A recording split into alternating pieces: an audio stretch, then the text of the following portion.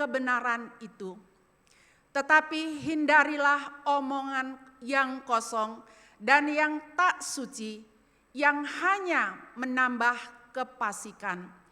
Tetap perkataan mereka menjalar seperti penyakit kanker, di antara mereka termasuk Himenius dan Philetus, yang telah menyimpang dari kebenaran dengan mengajarkan bahwa kebangkitan kita telah berlangsung dan dengan demikian merusak iman sebagian orang. Tetapi dasar yang diletakkan Allah itu teguh dan meterainya ialah Tuhan mengenal siapa kepunyaannya dan setiap orang yang menyebut nama Tuhan hendaklah meninggalkan kejahatan. Tetapi dalam rumah yang besar bukan hanya terdapat perabot dari emas dan perak, melainkan juga dari kayu dan tanah. Yang pertama dipakai untuk maksud yang mulia, dan yang terakhir untuk maksud yang kurang mulia. Jika seorang menyucikan dirinya dari hal-hal yang jahat, ia akan menjadi perabot rumah untuk maksud yang mulia, yang dikuduskan, dipandang layak untuk dipakai tuannya, dan disediakan untuk setiap pekerjaan yang baik. Saudara, sampai sekian pembacaan firman Tuhan. Hari ini tema perenungan kita, perabot untuk maksud yang mulia. Saya sedikit akan menjelaskan tentang perjalanan pelayanan Rasul Paulus, bagaimana Rasul Paulus di dalam pelayanan menghadapi berbagai pergumulan. Saudara, surat 2 Timotius ini merupakan surat terakhir di dalam perjalanan kehidupan Rasul Paulus, dan saat itu Rasul Paulus sedang berada di penjara Roma. Kenapa Rasul Paulus berada di penjara? Dia ada di penjara oleh karena pemberitaan Injil. Banyak pergumulan, banyak kesulitan yang dihadapi di dalam pelayanan. Kalau saudara-saudara membaca kisah para rasul, saudara di sana bagaimana Rasul Paulus mengalami kesulitan, diseret saudara, menghadapi berbagai-bagai pergumulan. Bahkan apa yang terjadi? Ya, bisa kembali saudara. Minta maaf ya. Ya. Gunawan kayaknya saya yang bermasalah ini. Ya, ini saudara sekilas ya pelayanan Paulus. Saya pilih gambar ini saudara. Paulus sedang berada di penjara. Kakinya terantai. Ini hanya untuk memudahkan kita mengerti saudara. Saya pilih gambar ini, mungkin Paulus di penjara waktu itu tidak seperti ini. Tetapi yang ingin saya jelaskan saudara, walaupun Paulus berada di dalam penjara, tetapi firman Tuhan, Injil keselamatan itu tidak terpenjara. Saudara perhatikan ayat ini saudara. Karena pemberitaan Injil inilah aku menderita. Aku Paulus di sini. Kemudian malah dibelenggu seperti seorang penjahat. Tetapi firman Allah tidak terbelenggu. Itu terdapat di dalam 2 Timotius pasal 2 ayat yang ke-9. Ini kalimat terakhir sangat tajam saudara. Sangat menggetarkan hati. Kenapa saudara? Paulus mengatakan, tetapi firman Allah tidak terbelenggu. Sekalipun Rasul Paulus berada di penjara, tetapi dia masih bisa mengingatkan Timotius di dalam pelayanan. Masih memberikan penghiburan kepada Timotius di dalam pelayanan. Masih memberikan nasihat kepada Timotius di dalam pelayanan. Saya, saudara-saudara, ini Paulus diseret, dipenjarakan, banyak penderitaan yang dia lakukan, keluar masuk penjara beberapa kali, mengalami kapal karam dan sebagainya. Kalau kita di dalam pelayanan, saya sendiri di dalam pelayanan misalnya saudara-saudara ditolak, diabaikan. Itu perasaan itu sudah tidak enak. Belum berdarah-darah, belum sampai penjara. Tetapi kalimat yang sangat menguatkan dan menghiburkan adalah saudara-saudara, tetapi firman Allah tidak terbelenggu. Firman Allah tidak terbelenggu. Bagaimanapun situasi yang kita hadapi, bagaimanapun kesulitan yang kita hadapi di dalam pelayanan, saudara, firman Allah terbelenggu. Karena firman Allah adalah kekuatan Allah. Walaupun Paulus berada di dalam penjara, tetapi pemberitaan firman terus berjalan. Timotius terus berada di dalam pelayanan. Banyak orang mengenal Tuhan dan Tuhan dipermuliakan di dalam pelayanan Paulus ini. Saudara, kita kembali ke bagian yang kita baca hari ini di dalam 2 Timotius ini, saudara. Kita akan bersama-sama melihat perabot untuk maksud yang mulia. Apa yang dimaksud di sini, saudara? Paulus memberikan penjelasan di dalam pelayanannya di tengah-tengah gereja yang saat itu ada ajaran sesat masuk. Timotius masih muda, belum berpengalaman. Tantangan, kesulitan dari luar itu banyak dia hadapi, mungkin penganiayaan. Bahkan di dalam gereja sendiri, saudara-saudara, ada ajaran sesat yang melawan Paulus. Sekarang bagaimana, apa maksud perabot ini, saudara? Perabot untuk maksud yang mulia. Kita akan melihat bersama-sama, saudara, bagian ini. Kita akan melihat di dalam bagian ini, saudara-saudara, kita akan melihat bagaimana menjadi pekerja yang tidak usah malu. Ini nasihat Paulus kepada Timotius yang pertama. Dia beritahukan kepada Timotius, kamu di dalam pelayanan, di ayat yang ke-14 sampai ayat yang ke-19, saudara-saudara, dia harus menjadi pekerja yang tidak usah malu. Menjadi pekerja yang tidak usah malu. Walaupun masih muda. Dua penyesat yang ada di gereja yang mengacaukan pikiran jemaat, Timotius harus, saudara-saudara, menjadi seorang pekerja yang baik. Ada dua macam pekerja di sini, saudara-saudara. Pekerja yang baik, saudara-saudara, dan pekerja yang tidak baik. Siapa pekerja yang baik itu? Apa yang harus dilakukan? Jadi apa pelayanan Paulus pada saat itu? Dia adalah memberitakan Injil, mengajar jemaat, memimpin jemaat, menolong jemaat bertumbuh di hadapan Tuhan. Saudara, di dalam ayat yang ke-15 memberitahukan kepada kita bahwa Timotius di dalam pelayanannya dia harus berterus terang memberitakan kebenaran. Kasih tahu kebenaran, jangan diombang-ambingkan. Walaupun ada yang melawan Timotius pada saat itu. Di dalam pengajaran supaya tidak ada celah dipersalahkan. Mengajar, melayani, membaca firman, merenungkan firman. Melayani harus dengan teliti, saudara. Timotius harus setia kepada firman Tuhan di dalam pelayanannya, berpegang teguh kepada firman Tuhan.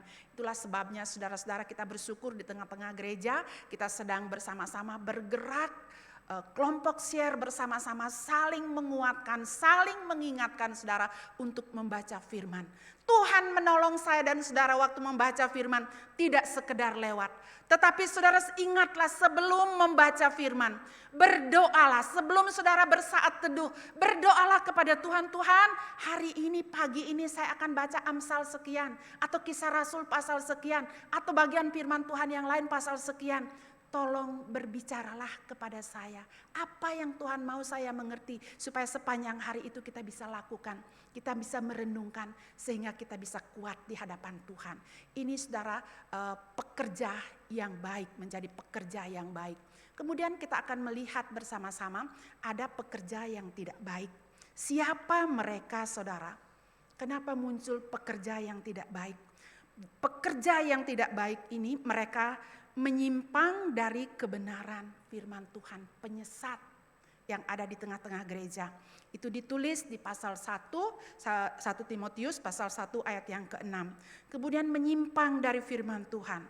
Itu pasal 6 ayat yang ke-21 1 Timotius. Kemudian di bacaan yang kita baca hari ini, tidak setia kepada firman Tuhan. Saudara, ada dua jenis pekerja. Pekerja yang baik, kemudian ada yang pekerja yang tidak baik.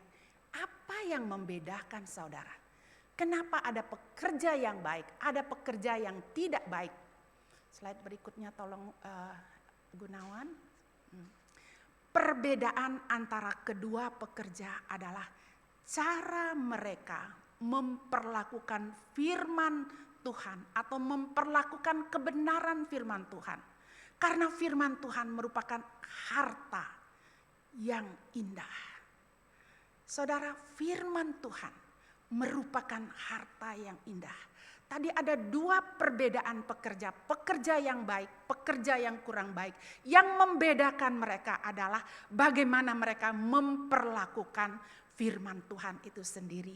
Saudara, mari kita melihat bersama-sama di bagian berikutnya. Ada dua hal penting saudara di dalam bacaan ini. Saya ingin mengajak kita melihat bersama-sama di dalam ayat yang ke-19. Tetapi dasar yang diletakkan Allah itu teguh dan meterainya ialah Tuhan mengenal siapa kepunyaannya dan setiap orang yang menyebut nama Tuhan hendaklah ia meninggalkan kejahatan. Saudara, penjelasan ayat ini mengandung ini begini saudara. Gereja yang benar, gereja yang dibangun oleh Rasul Paulus, dasarnya itu dibangun oleh Allah. Jadi dasarnya adalah kebenaran firman Tuhan. Jadi walaupun ada ajaran sesat masuk, di sini saudara-saudara, Tuhan mengenal saudara. Setiap orang, Tuhan mengenal siapa kepunyaannya. Siapa yang ikut Tuhan dengan benar-benar saudara-saudara. Di bagian ini dasar yang diletakkan Allah adalah gereja sejati tidak dapat dihancurkan. Ini penghiburan saudara. Kalau betul-betul gereja itu berjalan di dalam iman, di dalam kebenaran. Walaupun ada pengajaran sesat yang datang mengacaukan, bisa melemahkan iman jemaat. Tetapi gereja Tuhan tidak ada orang yang bisa menghancurkan. Demikian juga pelayanan kita. Ketika kita melayani dengan motivasi yang tulus. Pekerjaan Tuhan dijalankan kita bersama-sama. Tidak ada orang yang bisa menghalangi, tidak ada orang yang bisa menghancurkan. Itu adalah satu penghiburan bagi kita semua. Nah saudara, ketika kita membaca ayat yang ke-20 saudara, mengatakan begini. Slide berikutnya, dalam rumah yang besar, bukan hanya terdapat perabot dari emas dan perak, melainkan dari kayu dan tanah saudara. Saudara, saya mencari gambar ini supaya gampang mengerti saudara. Dikatakan di dalam rumah yang besar. Ada dua jenis perabot saudara. Pertama, perabot yang terbuat dari emas. Kemudian perabot yang terbuat dari perak. Di samping itu ada juga perabot saudara-saudara yang terbuat dari kayu dan tanah liat. Kembali ke gambar tadi saudara-saudara. Saudara, kalau perabot ini saudara-saudara, kira-kira digunakan untuk apa? Kapan perabot ini keluar saudara? Kalau boleh saya katakan, ini perabot yang terbuat dari emas, perabot yang terbuat dari perak, ini memiliki nilai tinggi. Perabot ini mahal. Kalau digunakan untuk minum, digunakan untuk makan, kalau itu peralatan makan. Pasti akan digunakan untuk acara-acara khusus atau acara-acara kehormatan. Ini barang baru keluar saudara. Ini barang baru digunakan, tidak sembarang. Jadi perabot dari emas dan perak ini adalah perabot untuk keperluan yang mulia. Keperluan acara-acara khusus, acara-acara besar, acara-acara istimewa. Karena perabot ini memiliki nilai yang sangat tinggi. Kemudian saudara, kalau kita melihat perabot yang berikutnya, yang terbuat dari kayu dan tanah liat. Saudara, ini juga bernilai. Tetapi nilainya saudara-saudara, kalau boleh dikatakan dia terbuat dari kayu dan tanah, bahannya itu lebih murah, digunakan untuk keperluan yang kurang mulia. Ini perabot biasa kita jumpai di dapur saudara. Mungkin itu untuk apa? Talenan, untuk iris, barangkali iris-iris bawang atau iris-iris sayur. Atau dari tanah ada ulekan, itu terbuat dari tanah liat. Nilainya lebih murah dari yang tadi saudara. Saudara, mari kita sama-sama memikirkan saudara-saudara. Kita melihat perbedaan perabot tadi. Perabot yang terbuat dari emas, perabot yang terbuat dari perak, nilainya lebih tinggi, lebih mahal, digunakan untuk acara-acara khusus. Perabot yang kayu dan tanah ini digunakan untuk acara-acara acara-acara di dapur yang murah, digunakan untuk keperluan-keperluan yang kurang mulia. Nah, saudara, kita akan melihat bersama-sama, mau melihat apa arti perabot di sini, saudara. Kalau kita membaca dengan teliti di dalam Kisah Para Rasul pasal 9 ayat yang ke-15, ada juga ayat di 2 Korintus pasal 4 ayat yang ke-7. Di sini saudara-saudara, waktu Paulus di dalam pelayanan, Tuhan berfirman dengan jelas, "Ia Paulus, alat pilihan bagiku." Rasul Paulus adalah alat pilihan bagi Allah untuk apa? Untuk memberitakan namaku kepada bangsa-bangsa lain, kepada orang-orang Israel. Ini menyebut Paulus di Kisah Para Rasul ini. Kemudian di 2 Korintus pasal 4 ayat yang ke-7, ada kalimat mengatakan begini, "Harta ini kami punya dalam bejana tanah liat." Paulus menyebut dirinya seperti bejana tanah liat. Dia mengatakan dirinya, "Saya ini manusia rapuh, manusia tidak berguna." Tetapi di dalam bejana tanah liat itu ada harta yang bernilai tinggi. Jadi saudara, di sini kedua-duanya berbicara alat, saudara. Jadi Paulus juga menyebut dirinya sebagai alat walaupun dia sebut bejana, saudara. Jadi arti perabot di sini, mari kita melihat saudara-saudara, perabot apa maksudnya, perabot khususnya yang ditulis di dalam 2 Timotius ini. Saudara, perabot yang terbuat dari emas dan perak dan digunakan untuk acara-acara khusus atau terhormat, itu melambangkan para pelayan. Para pelayan Tuhan, kalau kita aplikasikan hari ini, yaitu Timotius, seperti Timotius. Kemudian saudara-saudara, kalau perabot yang terbuat dari kayu dan tanah, saudara, itu adalah pekerja yang kurang mulia, seperti Hermenius dan Philetus. Mereka adalah penyesat di dalam gereja. Sama-sama menyebut diri di dalam pelayanan. Tetapi mereka dua orang ini sudah meninggalkan Paulus di dalam pelayanan, bahkan mengajarkan ajaran sesat. Saya tidak akan bahas singgung apa yang mereka ajarkan di tengah-tengah gereja menyangkut kebangkitan. Nah saudara, mari kita sama-sama melihat apa yang membedakan perabot itu, saudara. Kita akan melihat perbedaan. Yang membedakan perabot itu adalah kegunaannya. Mari mengerti saudara, yang membedakan kedua perabot itu, kedua kelompok perabot itu adalah kegunaannya. Pertama, digunakan untuk keperluan acara-acara khusus, acara-acara terhormat. Kemudian digunakan untuk keperluan acara-acara yang kurang terhormat, saudara. Itu yang membedakan. Sekarang mari kita sama-sama melihat saudara-saudara satu nasihat yang sangat penting yang perlu kita lihat khususnya di dalam perkataan Paulus di sini. Bagaimana supaya kita bisa menjadi alat yang berkenan di hadapan Tuhan. Apa syaratnya? Agar saya dan saudara mengerti syarat menjadi perabot yang mulia. Saudara, bolehkah kita baca bagian ini bersama-sama? Ini di ayat yang ke-21. Saudara baca dengan keras, baca bersama-sama dengan saya. 1, 2, 3. Jika seseorang menyucikan dirinya dari hal-hal yang jahat, ia akan menjadi perabot rumah untuk maksud yang mulia.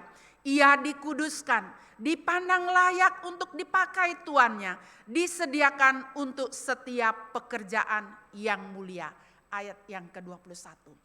Saudara-saudara yang dikasih oleh Tuhan, Tuhan merindukan saya dan saudara agar menjadi perabot yang mulia.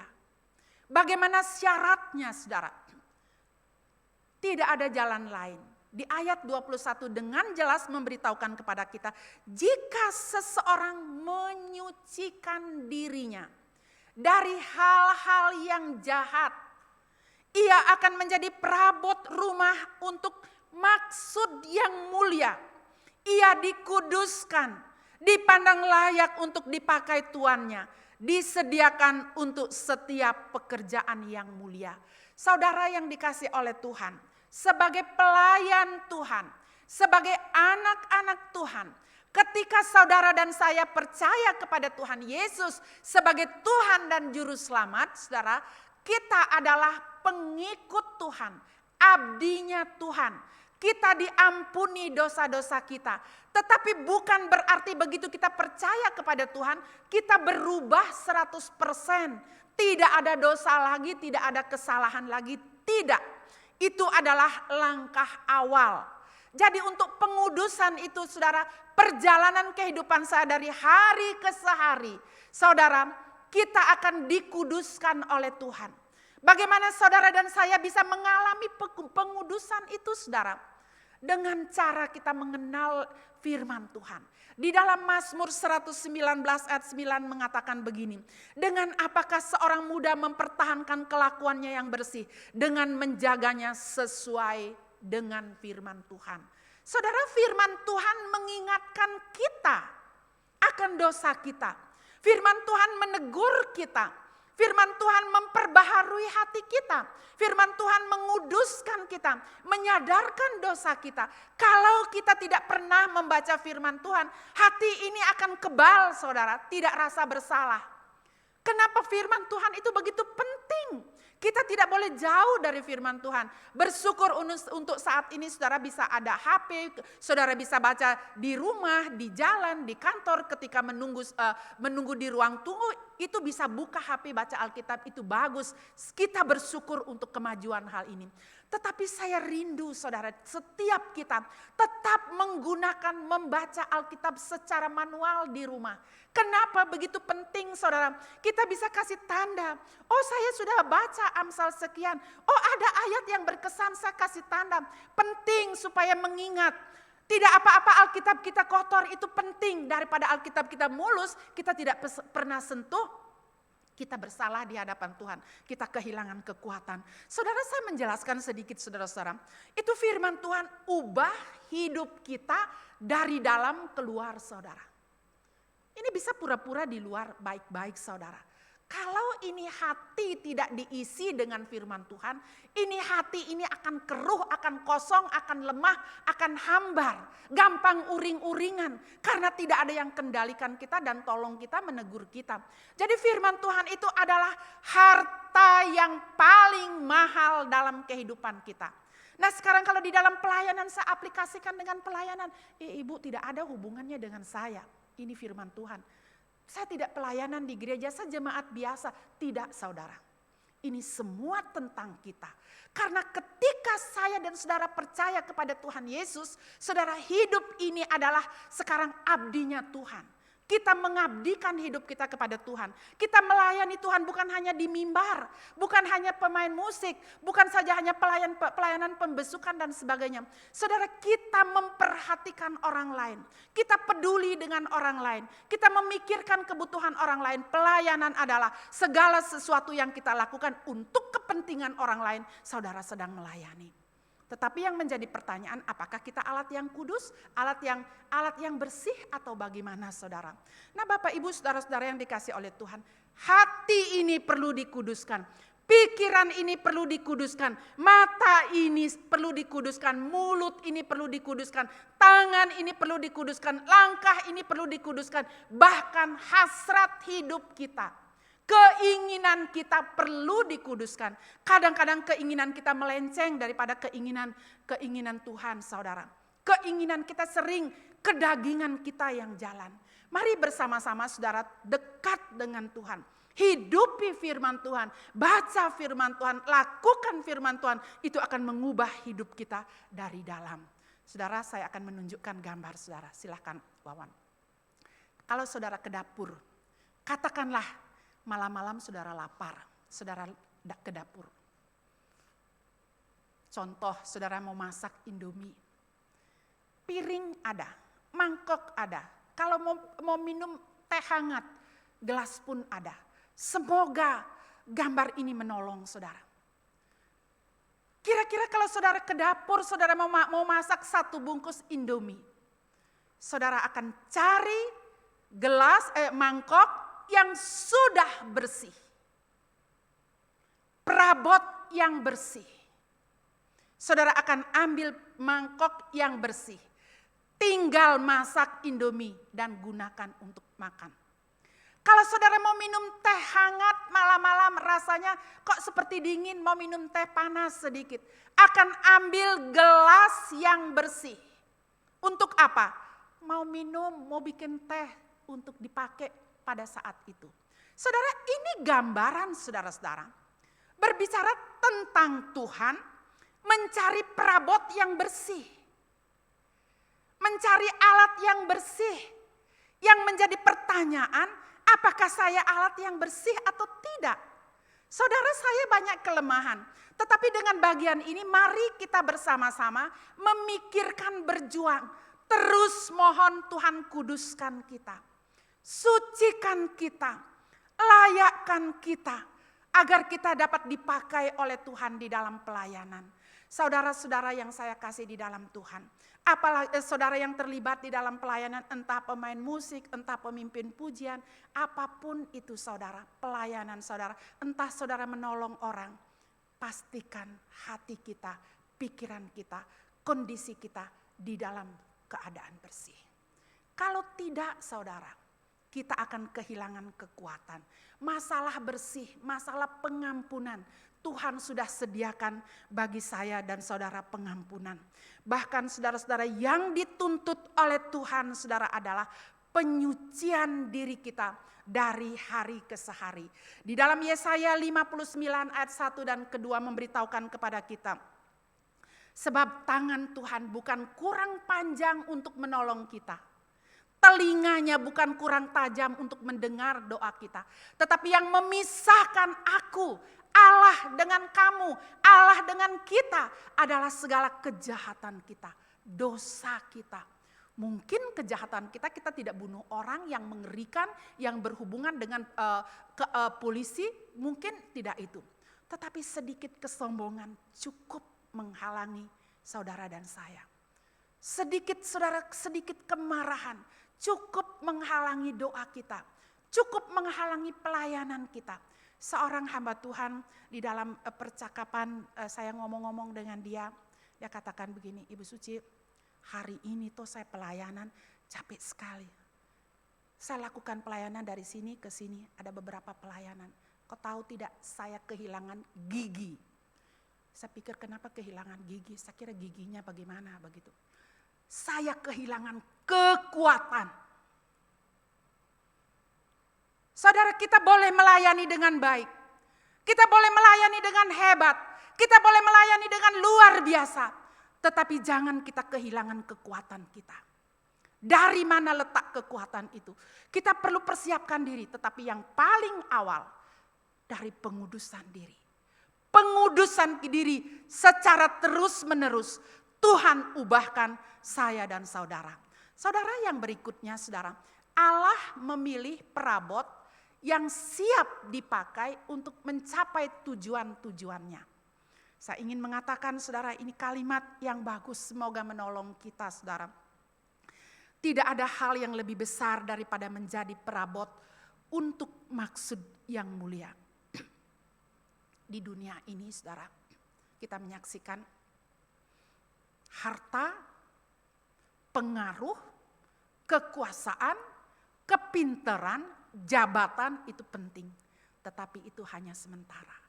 Tetapi yang lebih saudara, yang lebih penting di sini, yang lebih besar adalah bagaimana kita menjadi perabot untuk maksud yang mulia. Tidak ada kehormatan yang lebih tinggi selain kita menjadi alat dalam tangan Yesus Kristus. Sekali lagi, tidak ada kehormatan yang lebih tinggi selain menjadi alat di dalam tangan Tuhan.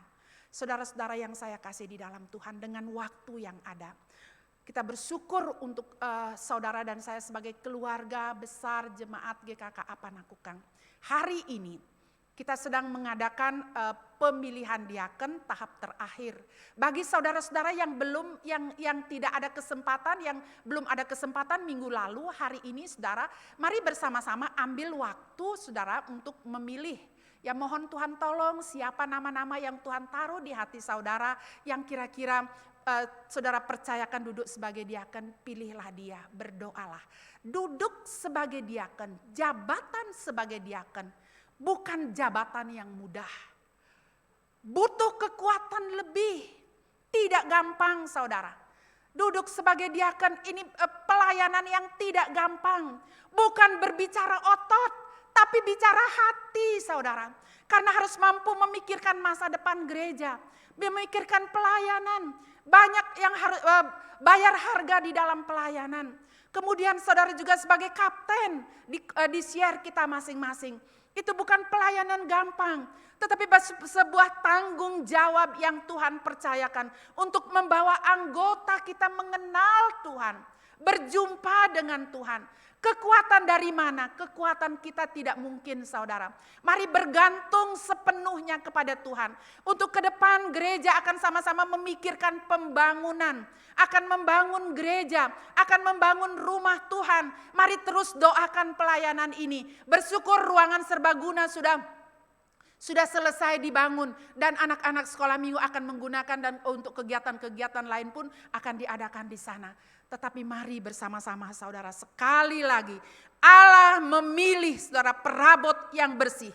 Yang siap dipakai untuk mencapai tujuan-tujuannya.